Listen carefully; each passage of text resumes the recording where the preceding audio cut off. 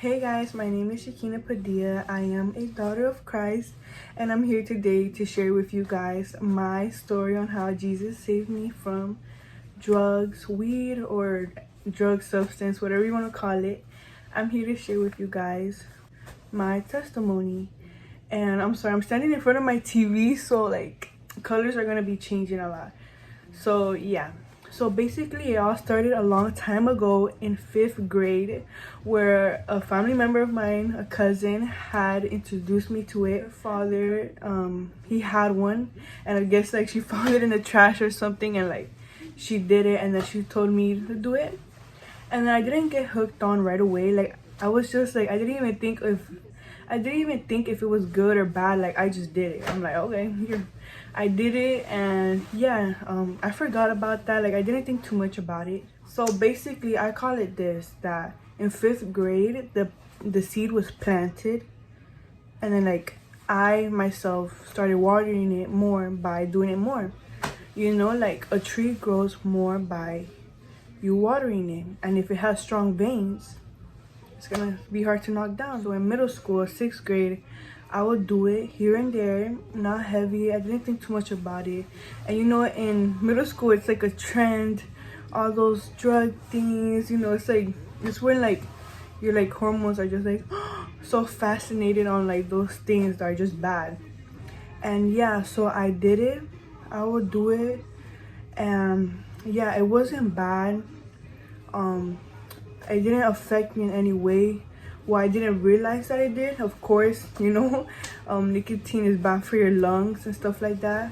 Of course, like I wasn't even thinking about like my body and stuff like that. And I would just do it here and there. Like I would just do it until 7th grade.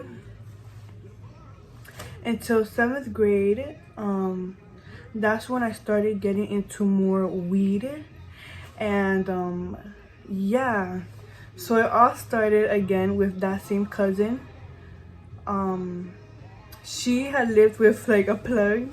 You know, it's so crazy, but she lived with a plug, and we're young, we're super young. You know, like I do not blame her or nothing like that. Like, you know, like when you are in the world, like you're an influencer, you know. So I do not blame her at all for that situation. But if anything, I was willing to do it. I'm like, yes, I was that girl that was down for everything, anything. And yeah, I was like that girl. I don't know how to explain it, but like that loud girl that's just outgoing and stuff like that. I was that type of person. And yeah, like she was like, Chiquina, like try it, go, let her use it, like let her use your stuff. And then yeah, I did it, and then I couldn't stop laughing. I was laughing and stuff like that. Like I remember, I think, coming back home and eating like a whole bag of crackers. And I'm so sorry I have run out of storage, but let me just get to the chase where like things got bad for me. And it started in 8th grade, where I was high for 2 weeks straight. You know, in the between of 6th grade and 7th grade, I started using it heavy. 7th grade and 8th grade, like I would literally come to school high every single day with no food in my stomach. I would literally just wake up, get high like crazy, and then like I would be literally slumped. Like I remember like one time, like I literally couldn't even walk. I couldn't walk. Like at the moment, like you really don't know why you're even doing it until like you find Jesus, and Jesus be like, this is what you did it. Anyways, yeah, so in 8th grade, I got high for 2 weeks straight. And the reason why was because I had a best friend, 2 best friends. And it all started because I had got kicked out the bus because this kid that I was sitting next to was smoking nicotine, and he let it all out. And then obviously the bus driver was like, not in my bus. He was like, not in my bus. And then yeah, like I got kicked out the bus. She kicked me out the bus. Like she really left me in the park. She's like, no more. She kicked me out the bus, and that same day, I think my boyfriend at the time broke up with me. Yeah, like I clearly remember like losing my best friends and that kid at the same time, at the same day, literally at the same day. And yeah, so that made me feel so depressed. And honestly, at that time, like, I don't know what depression is, like, I don't know what none of that stuff is. So that's when, like, I started like doing drugs heavy. But I didn't know that I was using weed to cope with. And yeah, so I got high for 2 weeks straight, and throughout that time, this is like leading to quarantine. I was literally like wearing all black to school. I was just really depressed. Like, I didn't really notice. Like, I was just like, I was staring in the wall, like just dozing off, like just like thinking nothing, wondering like, why do I bad, to a point where I had to tell my counselor, like, look, this is what I'm taking. I'm doing these drugs, and like, I need help. And I'm pretty sure like the next day I was supposed to go to her office, but then like quarantine happened. But I remember like taking pictures with my friends, and feeling so like depressed and stuff like that. When quarantine happened, that's when things got even more worse, because you know, now I'm in online school and stuff like that, and I'm getting even more high. I'm getting high, and now it's not like the fun high. Now I'm getting high to feel normal. I'm getting high to feel normal. I'm getting high to even function.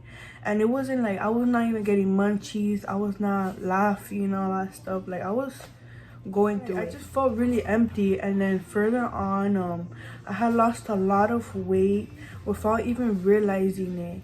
And like, I would just get high every single day, basically, like just feeling empty. And throughout all of this time, I was super rebellious, problematic. I would get in trouble in school. I would literally want to fight people for no reason. I would start drama. I would influence other people to do drugs with me. And yeah, so basically going into quarantine, I had this group of friends, and we would do drugs heavy. We would drink alcohol, and mind you, at this time I'm underage. I'm like 12. I always was the youngest in my class, so I was 12. It's from middle school, 11 to like 13 years old.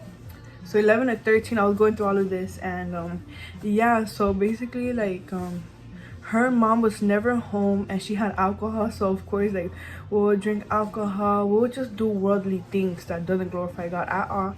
And the whole entire time, like, I just felt empty, and like I just was seeking love in the wrong places. And then yeah, so freshman year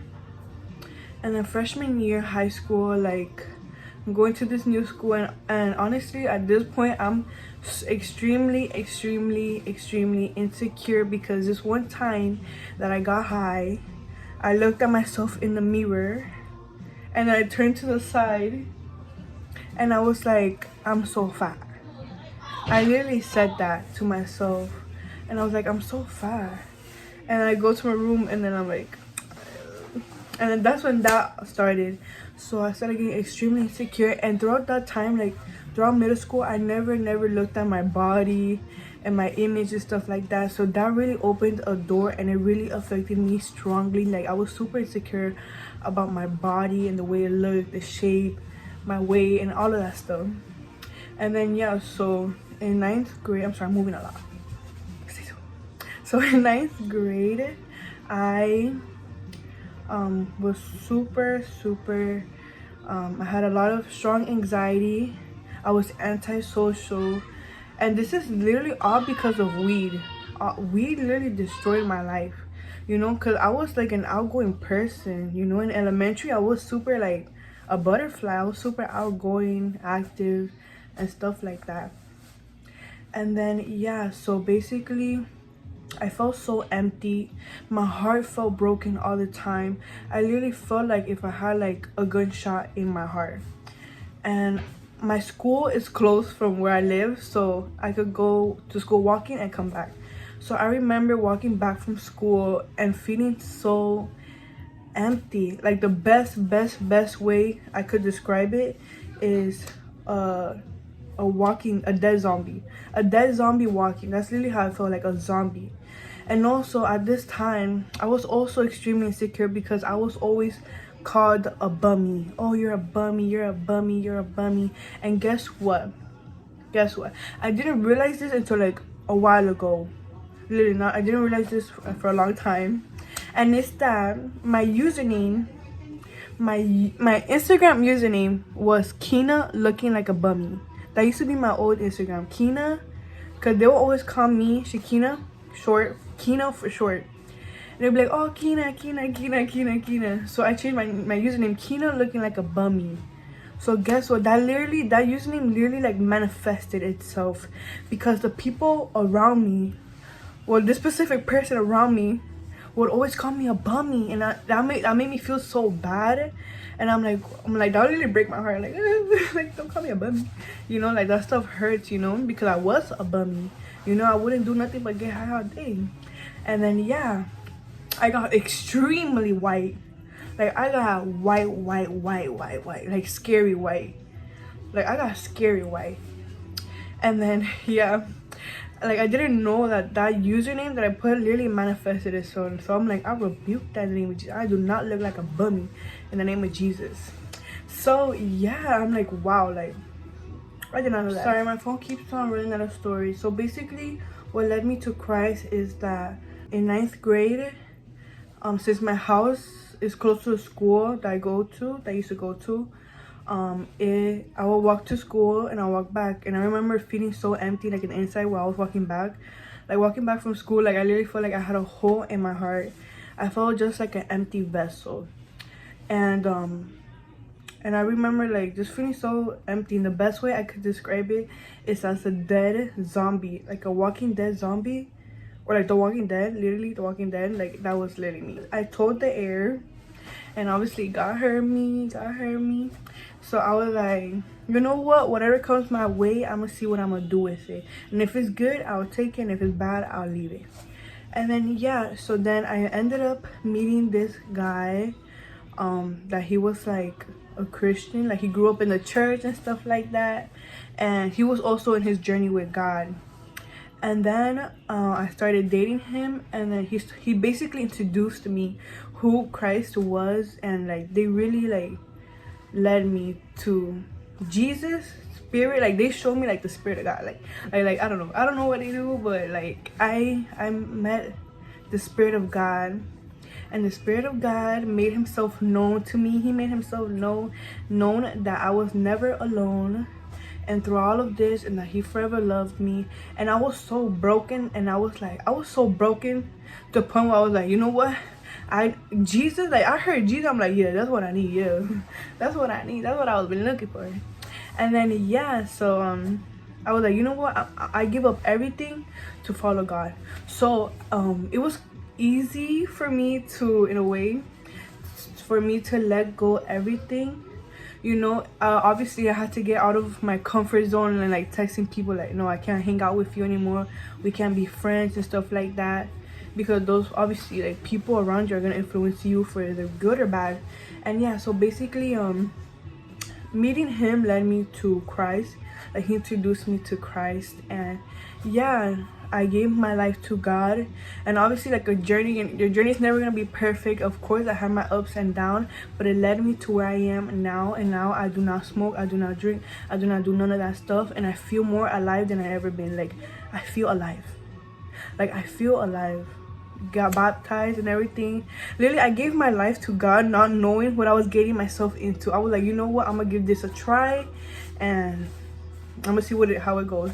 And then look at me, yo, what? Shakina Padilla, looking like a bunny, now looking brand new, made new. You know what I was saying? Like it's so amazing and beautiful what the spirit of God could do. Like